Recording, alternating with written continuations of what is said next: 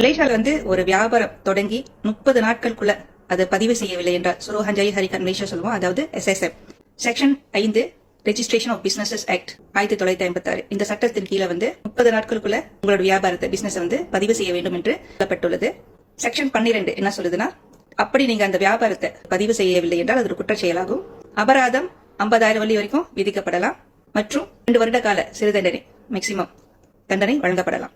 மலேசியால என்னென்ன வகையான பிசினஸ் நம்ம பதிவு செய்யலாம்? 7-8 வகை இருக்கு. இப்ப 4 வகையாக பொதுவாக உள்ள பிசினஸ் ரெஜிஸ்ட்ரேஷன் என்னன்னா, சோல் ப்ரோப்ரைட்டர்ஷிப், அதாவது தனி ஒருவனாக வணிகம் செய்வது, வேற யாரும் சம்பந்தப்பட்டிருக்க மாட்டாங்க, நீங்க ஒரு ஆளி இருந்து வியாபாரம் செய்வது, வணிகம் செய்வது, சொந்த தொழில் செய்வது.